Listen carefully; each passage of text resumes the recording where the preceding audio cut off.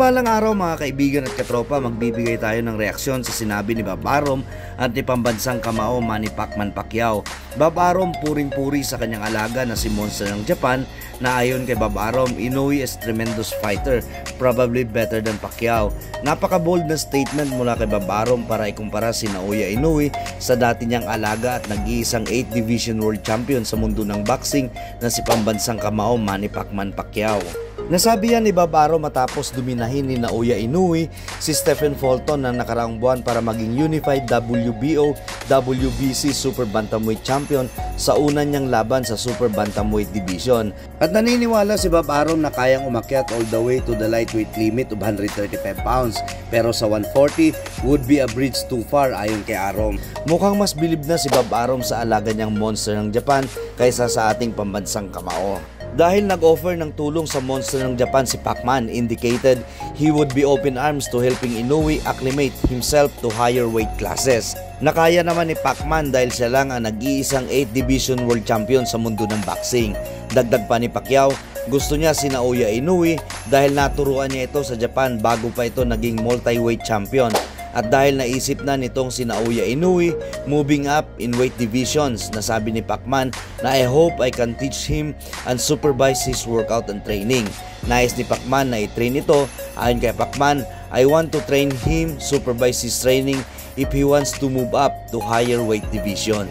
Pero para kay Bob Arum, ang assistance na ino-offer ni Pacman ay kalabisan na ito o somewhat redundant. Mukhang masyado na siyang bilib sa kanyang alaga na si Inoue na parang perfect fighter na ito sa kanyang tingin. Dahil ayon kay Bob Arum, I love Manny, Manny knows boxing, but what's he gonna add to Inoue? Where is Inoue falling short where Pacquiao could help him? Mr. Bob Arum, given na magaling na ang iyong alaga na Monster ng Japan pero madami pa siyang kakaining bigas para maging kasing galing o mas magaling kay Pacman o kahit mapantayan si Pacman. Iba si Pacman sa iyong alaga dahil si Pacman ng kanyang kapanahunan hindi namimili ng kalaban. Laban kung laban kahit sino man at kahit saan ay handang lumaban, pero ang iyong alaga ay sa Japan lang lumalaban. At ang iyong alaga ayaw lumaban o ayaw mong ilaban sa nag-iisang angas ng Pinas na si current WBO Global Super Bantamweight Champion General Cuadro Alas Casimero. Puro alibay mula nang may hawak pang titulo si Cuadro Alas. Mr. Bob Arum, hanggat di mo nilalaban ang iyong Monster ng Japan sa nag-iisang angas ng Pinas ay di siya matutulad at di siya magiging mas magaling pa kay Pacman. Dahil si Pacman, tulad ng nabanggit ko na, laban kung laban, walang pinipiling kalaban. May honest reaction naman and with due respect naman sa ating living legend sa mundo ng boxing, former Senator Manny Pacquiao. Kung nais mong tumulong sa Monster ng Japan, bakit di na lang ang mga boxers na Pinoy ang bahagian mo ng iyong kaalaman para ang makikinabang ay kapwa mo Pinoy boxer?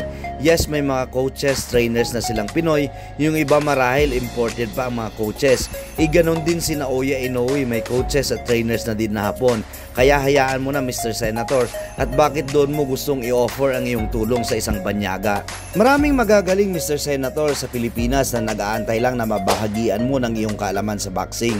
May mga coaches, may mga trainers sila, pero iba pa din kung ikaw ang magbahagi nito ng personal sa kanila. Kung kaya mong gawin sa Monster ng Japan, dapat mas kaya mong gawin sa iyong kapwa Pinoy boxer, di po ba? Itulong mo sa Monster ng Japan, i-supervise mo sa Monster ng Japan, sa Pinoy boxer mo na gawin, sariling atin pa Mr. Senator ang makikinabang. Pinagtatatalo na nga ng Monster ng Japan ang mga Pinoy boxer, babahagian mo pa ng iyong kaalaman. Anong sense mawalang galang Mr. Senator Manny Pacquiao? Hanggang dito na lang, paki-comment na lang ang inyong reaksyon mga katropa at kaibigan. Hanggang sa muli mga kaibigan at katropa, maraming salamat. At sa mga bagong sumusuporta sa aking channel, thank you so much. At sa maliligaw, baka pwede naman pahingi ng inyong suporta. Maraming salamat.